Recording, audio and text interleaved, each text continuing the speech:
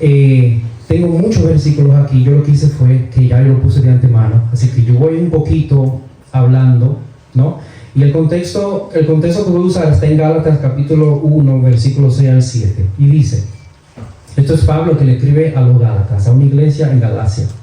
Le dice, estoy aterrorizado de que ustedes estén apartándose tan pronto de Dios, quien los llamó a sí mismo por medio de la amorosa misericordia de Cristo. Están siguiendo un evangelio diferente que aparenta ser buena noticia, pero no lo es en lo absoluto. Están siendo engañados por todos los que a propósito distorsionan la verdad de Cristo. Oiga, esto es en el primer siglo. Y nada ha cambiado desde allá hasta acá. De hecho, ha empeorado. Y el mensaje del evangelio se tergiversa. Y cuando la gente escucha lo que ya está tergiversado, no está escuchando el evangelio. Está escuchando un evangelio conveniente, donde el Cristo del que se habla ahí no es el Cristo de la Escritura. Entonces hoy vivimos más cerca hoy que de ayer de la venida de nuestro Señor Jesucristo, y nosotros necesitamos estar creyentes en la verdad y el conocimiento de las Escrituras. ¿Por qué? Porque Satanás tiene como fin distorsionar la doctrina del Evangelio. Pero primero vamos a definir qué es el Evangelio. Muchos se preguntan, ¿qué es el Evangelio? Vamos a definirlo, pero la palabra se va a encargar de eso. Romanos capítulo 1 al 5 dice, yo, Pablo, esclavo de Jesucristo y elegido por Dios para apóstol y enviado a predicar su buena noticia, escribo esta carta. Dios prometió esa buena noticia hace tiempo por medio de sus profetas en las Sagradas Escrituras. La buena noticia se trata de su Hijo. Oiga esto. En su vida terrenal, él fue descendiente de David y quedó demostrado que él era Hijo de Dios cuando fue resucitado de entre los muertos mediante el poder del Espíritu Santo. Él es Jesucristo nuestro Señor.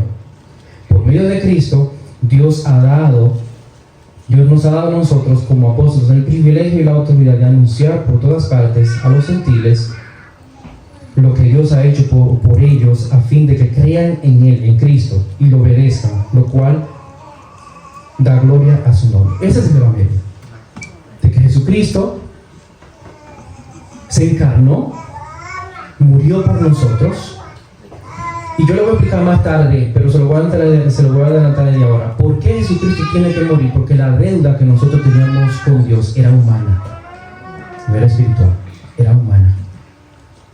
Y espiritualmente sí estábamos muertos, pero el sacrificio debió ser humano.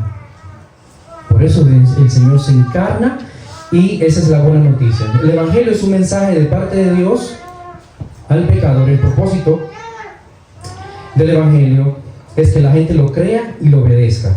Ahora bien, hay quienes corrompen el Evangelio con la finalidad de alterarlo. Yo me enfoqué en 3 partes del Evangelio. Una es la deidad de Cristo, otra la naturaleza humana, y otra la función del Espíritu Santo. Ninguna de las 3 tú la puedes separar. Vamos a ver primeramente lo que se escucha, o más bien lo que yo he escuchado muchas veces. Yo sé que usted ha escuchado muchas cosas, pero si nos ponemos a juntar lo que usted ha escuchado que se dice de Cristo, son muchas cosas. Yo seleccioné algunas. ¿Qué se escucha decir de quién es Jesucristo? Según la gente por ahí. Escuche. Hay quienes dicen que Jesús fue un simple profeta. Que Jesús es hijo de Dios, pero su misión fue ayudar a la gente y nada más. Otra. Según la escatología musulmana, en el Corán Jesús fue un profeta como lo fue Moisés, como lo fue Zacarías, como lo fue Isaías, que no es hijo del Dios Altísimo, que regresará como musulmán para pelear por el Islam. Oiga, que fue creado como cualquier ser humano, que no es la cabeza de la iglesia y que fue superado por el profeta Mohammed. Todo eso está en la escatología de la religión musulmana. Y eso está creciendo muchísimo. Yo traigo este mensaje para que ustedes no se dejen engañar. No porque yo lo estoy diciendo, porque la verdad es de Dios. La verdad, usted le escucha, la palabra de Dios, usted le escucha, ella se encarga de convencerlo a usted. Quizá no me escucha más hablar de este mensaje, pero la palabra es viva y hace lo que tiene que hacer en el corazón de ustedes. Otro. Dicen, otros encuentran a Jesús, esto es muy interesante, otros encuentran a Jesús en la calle, vestido como un indigente, con cabello largo y barbudo. Dice que lo vieron y ya lo conocen. Yo no sé si tú has escuchado eso por ahí.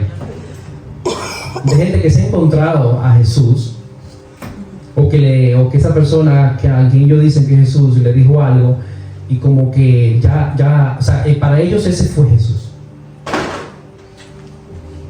Y tengo una que esta sí me chocó. Hace casi 2 años yo tenía un ensayo con unos jóvenes de la asociación de nuestras iglesias bautistas de la zona triestatal de Nueva York. Y en el ensayo surgió un tema de cómo ministrar a la congregación y eso. Y de repente este muchacho me dice que él escucha a Jesús todos los días gimiendo por él. Y que también escucha a Jesús gimiendo por los demás todos los días. Y yo iba a comentar, pero si yo comentaba y sacábamos tiempo para ver lo que decía la escritura, el ensayo se iba a acabar ahí. Son cosas que tú escuchas, que tú te das cuenta que son cosas que la gente aprende, que escucha, la cree, pero no vienen de acá.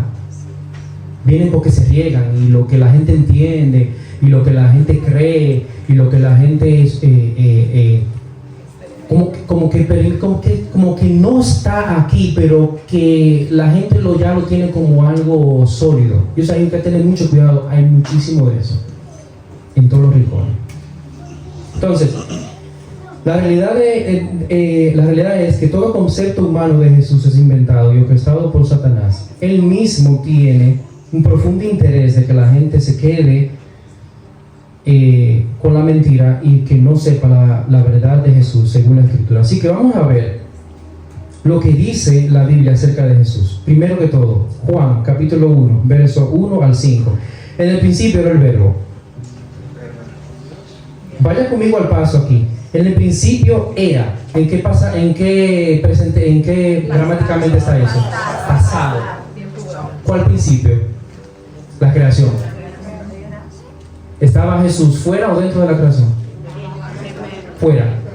Porque ya era, antes de la creación ya era, ¿verdad? En el principio era el verbo, la palabra. Se habla de Jesús. En el principio era el verbo. Y el verbo era con Dios. Y el verbo era Dios. ¿Me entendió? ¿Lo entendió? En el principio era, o sea, ya existía el verbo en el principio. Ya Jesús existía en el principio. El hecho de que se encarnó no quiere decir que empezó a existir, no, ya existía desde antes del principio de la creación. El único principio que aparece en Génesis es el principio de la creación. Entonces Jesús está fuera, por ende es eterno. Y el verbo era con Dios, y el verbo era Dios. El mismo verbo, era en el principio con Dios. Todas las cosas por Él fueron hechas, y sin Él, nada de lo que fue hecho, nada de lo que ha sido hecho fue hecho. En Él estaba. Gramáticamente, ¿qué está eso? Pasado, estaba. O sea, que la vida en Él estaba antes de la creación. ¿Acaso no afirmó Jesús que Él es la vida eterna? Cuando fue a resucitar Lázaro, le dijo a la hermana: hey, yo soy la resurrección y la vida, el que cree en mí aunque esté muerto vivirá. Concuerda con esto. Entonces Jesús, antes de crear la creación, antes de la creación ya Él era, y Él era la vida. Dice, en Él estaba la vida, y la vida era la luz de los hombres, y la luz en las tinieblas, resplandece, y las tinieblas no prevalecieron contra ella. Notemos aquí que la escritura testifica que Jesús era antes de la creación, como ya se lo había dicho. Dice Génesis, mira este contraste, todo versículo, Génesis 1:1 y Corintios 8, 1 Corintios 8, 6. Dice, en el principio creó Dios los cielos y la tierra. ¿Qué dijo Primera de Juan? Que por el verbo fueron hechas todas las cosas. ¿Es Jesús Dios? ¿Sí o no? Jesús es Dios. Entonces, así que la Biblia lo presenta, así que el creyente lo tiene que creer. No lo puede creer de otra forma. En el principio creó Dios los cielos y la tierra. Y dice 1 Corintios 8, 6, para nosotros, sin embargo, solo hay un Dios, el Padre, del cual proceden todas las cosas, y nosotros somos para Él. Oiga esto, y un solo Señor, Jesucristo, por medio del cual son todas las cosas, y nosotros por medio de Él. Entre los dos, entre Jesús y Dios, dice la Biblia que Jesús es la imagen del Dios invisible. Entonces, así es que lo presenta la Biblia. Para la salvación, así es que se tiene que creer. Jesús es Dios. Amén. Amén. Hebreos, capítulo 1, verso 1 al 4. Hace mucho tiempo Dios habló por muchas veces de diversas maneras a nuestros antepasados por medio de los profetas. O sea, que tiene tiempo hablando. Ahora, en estos últimos días, nos ha hablado por medio de su Hijo. Dios prometió todo al Hijo como herencia y mediante el Hijo creó el universo. El Hijo irradia gloria de Dios y expresa el carácter de Dios mismo y sostiene todo con su gran poder de su palabra. Después de habernos limpiado de nuestros pecados, se sentó en el lugar del trono y a la derecha del majestuoso Dios del cielo. Esto demuestra que el Hijo es muy superior a los ángeles, así como el nombre de Dios se le dio es superior al nombre de ellos. Entonces, si usted escucha por ahí que alguien vio a Jesús, lo primero que usted le tiene que llegar a la mente es: ¿dónde está Jesús ahora mismo? Después de habernos limpiado de nuestro pecado, se sentó en el lugar de honor a la derecha del majestuoso Dios en el cielo. Hay que tener mucho cuidado. Y esto de la deidad de Dios y de la obra de Jesucristo aquí en la tierra, eso hay que tocarlo tal y como lo dice la Escritura. Ok, quiero tocar ahora la naturaleza humana. Y según la Escritura, vamos a ver las cosas que dice. Amén. ¿Están conmigo? Amén. Vamos a ver. Levanta la mano izquierda. Levanten toda la mano izquierda. Levanten toda la mano derecha. Ok.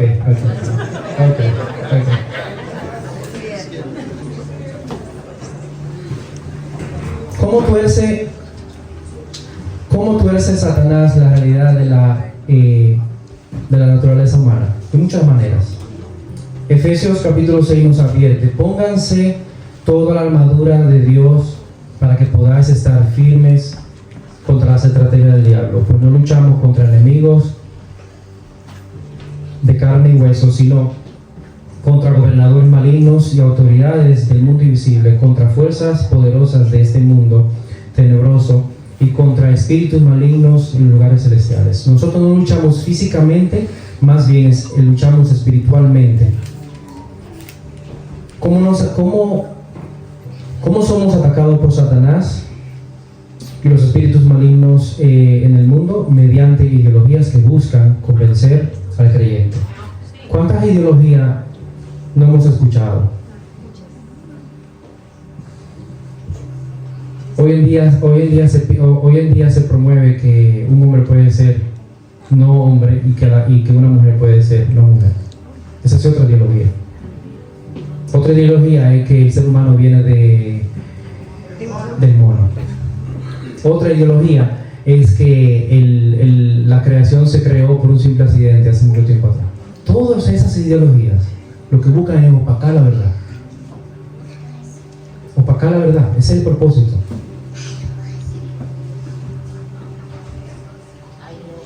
Algunas cosas que se dicen por ahí acerca de la naturaleza humana. O sea, ¿cuál es el concepto propio que tiene el ser humano de sí mismo? Oiga esto.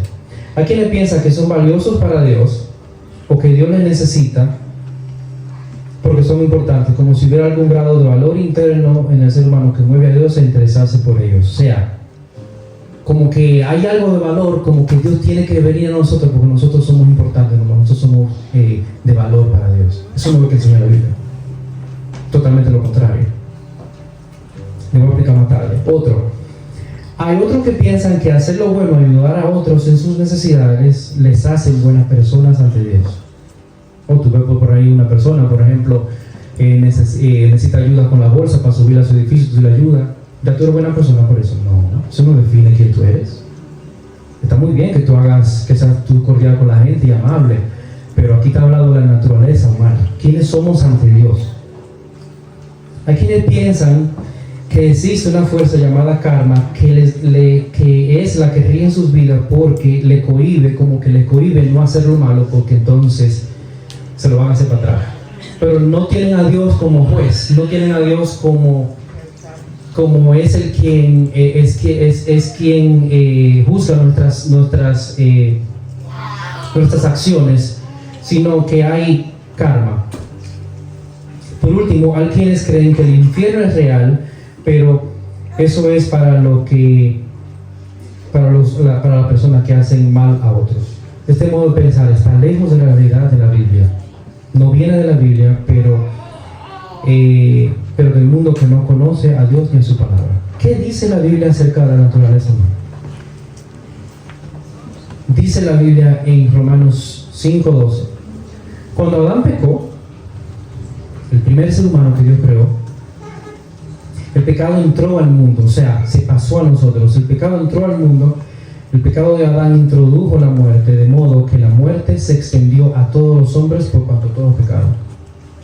Si yo ahora mismo agarro una hoja de papel y le estrujo bien, y después trato de planchar y le saco una copia a esa hoja, ¿cómo salen todas las hojas? Se ven las manchas, aunque la hoja que sale de la máquina está planchadita, pero la copia de la original se ve. Como yo lo estrujé la primera, así salen las otras, aunque estén planchadas. Entonces nosotros traemos por naturaleza una condición espiritual caída, que Dios la ve, nosotros no la vemos. Se lo voy a explicar más tarde.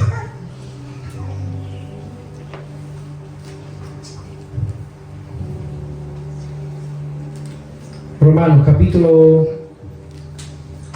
3 del 10 al 18, como está escrito: no hay justo ni aun uno, no hay quien entienda, no hay quien busque a Dios, todos se desviaron, a unas se hicieron inútiles, no hay quien haga lo bueno, no hay ni siquiera uno. Sepulcro abierto su garganta, con su lengua engaña, veneno de áspides hay debajo de sus labios, su boca está llena de maldición y de amargura, sus pies apresuran a derramar sangre, quebranto y desventura hay en sus caminos, y no conocieron el camino de paz. Hay terror, no hay temor de Dios delante de sus ojos. Esa es la realidad del ser humano. Pero esa realidad viene de Dios, ¿no?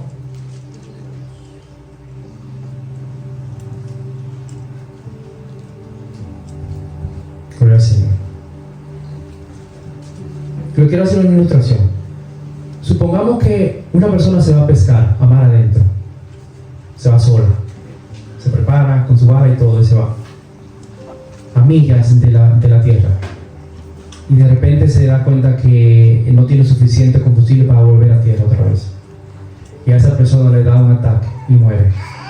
Pregunta: ¿qué esperanza tiene esa persona de volver a tierra? Ninguna, porque está muerto. Entonces, esta idea de que nosotros podemos buscar a Dios con relación a la palabra, no existe tal cosa que podamos intencionalmente buscar a Dios, porque es que ante Dios estamos muertos. Por eso es que Él dice que Él pone su espíritu en nosotros y nos da vida, porque es que ante Dios estamos muertos. No podemos buscar a Dios por nuestra propia fuerza, porque ante Dios estamos muertos. ¿Ven por dónde voy? Ante Dios, el ser humano está muerto. Ante Dios, el ser humano está muerto. Entonces, no existe capacidad alguna que el ser humano pueda desarrollar que busque a Dios intencionalmente, a menos que Dios lo busque primero. Entonces, eso fue lo que Dios hizo. Primeramente pagó nuestra deuda de pecado mediante Jesucristo, Y encima de eso, después que la gente cree, el Espíritu Santo de Dios le da vida a esa persona. Entonces esa persona está apta para obedecer a Dios. De otro modo no puede. Que se vende por ahí en muchísimas congregaciones, en muchísimos países, qué sé yo, todo lo contrario. Que existe algo bueno en ti, que tú puedes buscar a Dios, que te acuerdes de Dios, pero esta es tu realidad, esta es la mía. Yo no puedo estar hablando aquí de lo que el Evangelio ha hecho en mi vida si el Señor no pone su Espíritu en mí. No funciona. No funciona. ¿Están conmigo? Amén. Gloria al Señor.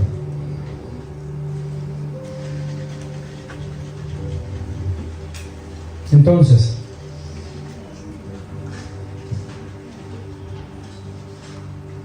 no podemos buscar a Dios por nuestra propia fuerza.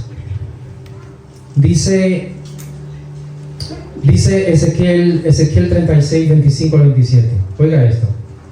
Esparciré sobre vosotros agua limpia, y seréis limpiados de todas vuestras inmundicias. Eso fue lo que hizo el Señor. Y de vosotros y de todos vuestros ídolos os limpiaré, y os daré un corazón nuevo, y pondré un espíritu nuevo, su espíritu, y pondré espíritu nuevo dentro de vosotros, y quitaré de vuestra carne el corazón de piedra, y os daré un corazón de carne, y pondré dentro de vosotros mi espíritu. Y haré que andéis en mis estatutos, y guardaréis mis preceptos, y lo pongáis por obra. Su espíritu fue el que nos dieron, porque estábamos muertos delante de él. Por eso el ser humano no puede buscar a Dios por sí mismo.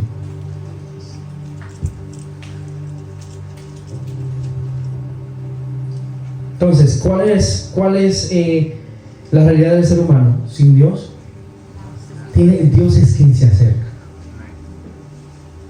Yo no me acerqué a Dios, usted no se acercó a Dios, Dios se acercó a usted.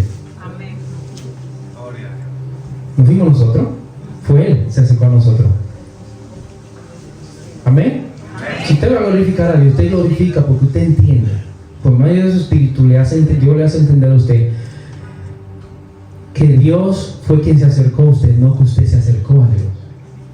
Y que usted tiene vida en Cristo Jesús hoy porque Dios se acercó a usted, no usted se acercó a Dios. Y que Dios puso su espíritu en usted porque usted estaba muerto espiritualmente. Y usted hoy se acerca a Dios porque Él puso su espíritu en usted. Gloria a Dios. No es como lo pinta el mundo por ahí. Que una persona puede buscar a Dios. No puede buscar a Dios. Muerto espiritualmente no puede. Muerto no puede hacer nada. Entonces quizá choca con la realidad de que somos humanos, pensamos, usamos la razón, podemos tener nuestra familia, levantar un negocio. Eso no quiere decir que tú estás vivo espiritualmente. Para nada. Entonces la realidad del cielo es la que se nos revela hoy, nos deja a nosotros saber y entender que ante Dios estamos muertos, que si no es por su espíritu no vamos a conocer a Dios.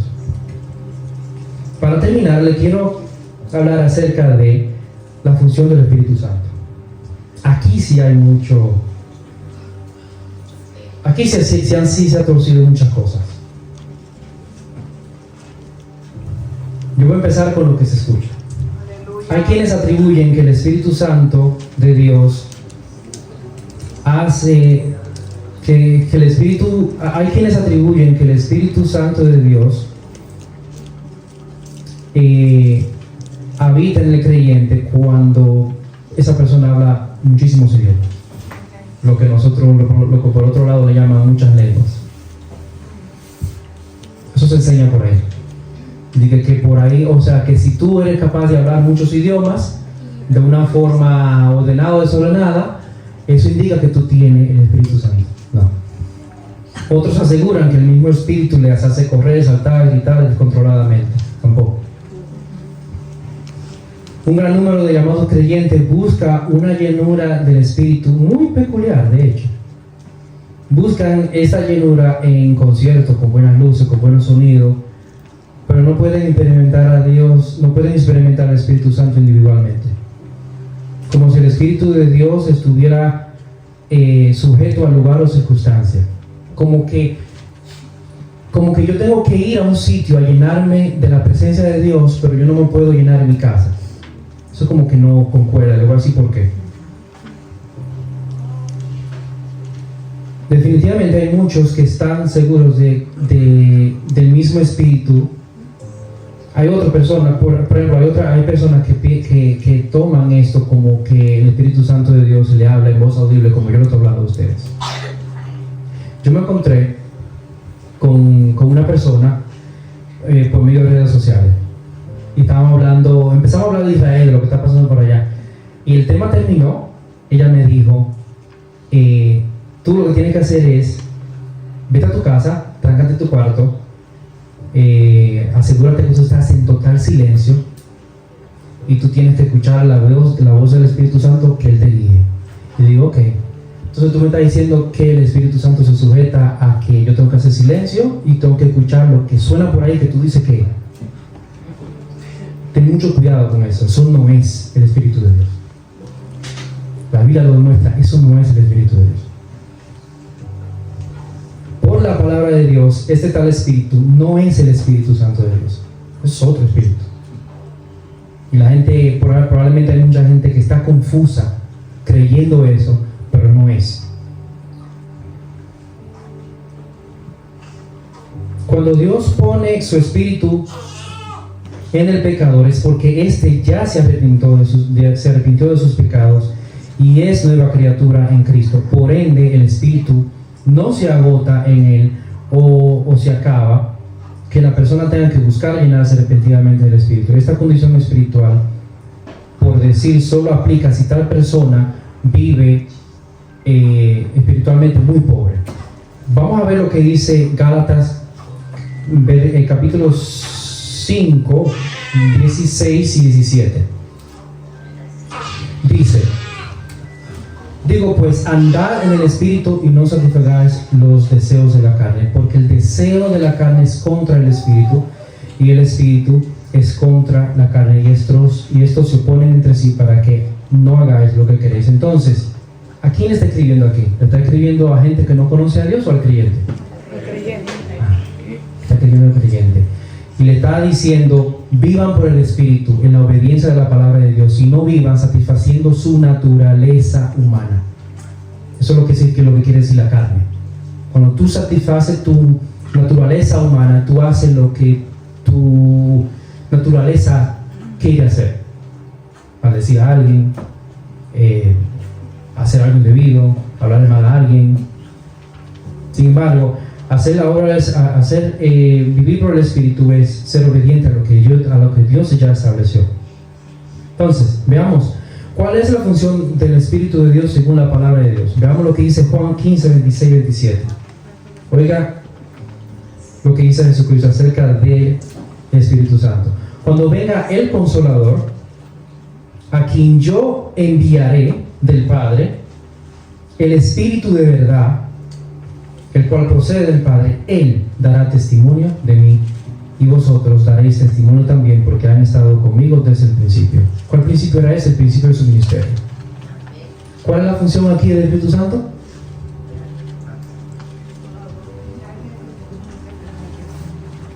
Dar testimonio de Jesús. Dar testimonio de Jesús. Después que el Espíritu Santo convence a una persona de pecado, da testimonio de Jesús. Juan 16, 4 al 15. Mas os he dicho estas cosas para que cuando llegue la hora os acordéis que ya lo había dicho. Esto no lo dije al principio porque yo estaba con vosotros, pero ahora voy al que me envió, y ninguno de ustedes me pregunta dónde va. Antes, porque os he dicho estas cosas, tristeza ha llenado vuestro corazón. O sea, los discípulos estaban tristes porque el Señor les dijo que se iba, pero Él les dijo, yo les voy a dejar un consolador. Pero os digo la verdad, os conviene que yo me vaya, porque si no me fuera, el Consolador no vendría a vosotros. Mas si me fuere, os lo enviaré. Y cuando Él venga, convencerá al mundo ¿de qué?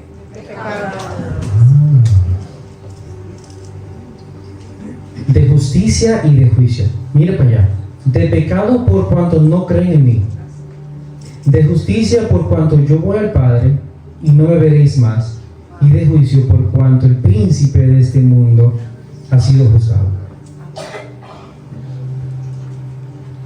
Aún tengo muchas cosas que quiero deciros, pero ahora no la podéis sobrellevar. Pero cuando venga el Espíritu de verdad, el Espíritu Santo es el Espíritu que te revela la verdad de Dios, de Jesucristo y quién tú eres para Dios.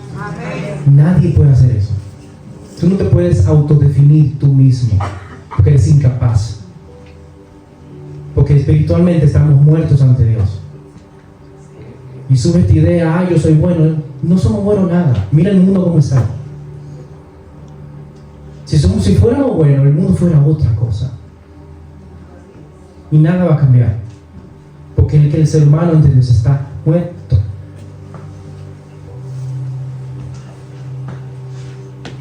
Pero cuando venga el Espíritu de verdad, Él os guiará a toda verdad. Porque no hablará por su propia cuenta, sino que hablará todo lo que oyere y os hará saber las cosas que han de venir. Él me glorificará, dice el Señor Jesucristo, acerca del Espíritu de verdad. Cuando venga el Espíritu Santo, va a glorificar a Jesús en el creyente. Y tomará de lo mío y os lo hará saber. Todo lo que tiene el Padre es mío. Por eso dije que tomará de lo mío y os lo hará saber. Yo no sé que usted ha escuchado el Espíritu Santo. Yo lo que sí sé es que la palabra muestra que cuando el Espíritu Santo Dios lo pone en una persona, el Espíritu Santo va a convencer de pecado a esa persona, va a testificar de Cristo, y esa persona entonces es capaz de obedecer a Dios. De otra forma no puede. Pero eso es una obra constante.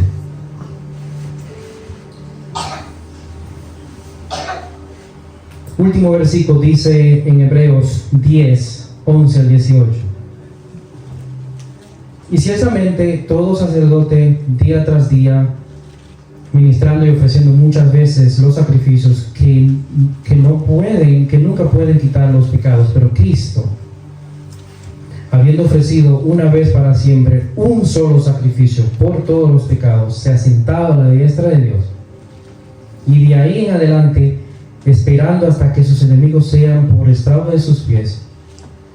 Con una sola ofrenda hizo perfectos para siempre a los santificados. Y nos atestigua lo mismo el Espíritu Santo, o sea, da testimonio el Espíritu Santo de lo que Jesús hizo por nosotros, porque después de haber dicho, este es el pacto que hoy que haré con ellos después de aquellos días, dice el Señor, pondré mis leyes en sus corazones y en sus mentes las escribiré. Añade, nunca más me acordaré de sus pecados y transgresiones, pues donde hay remisión de estos, no hay más ofrenda por el pecado. O sea,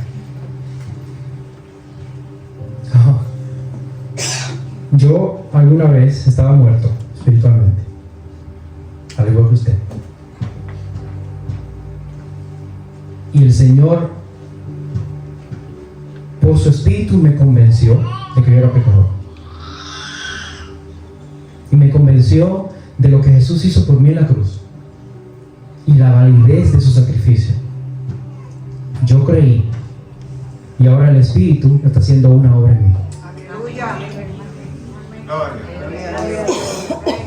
Y todos ustedes, los que han creído, es la misma historia. Pero esa es la verdad, no podemos creer otra cosa.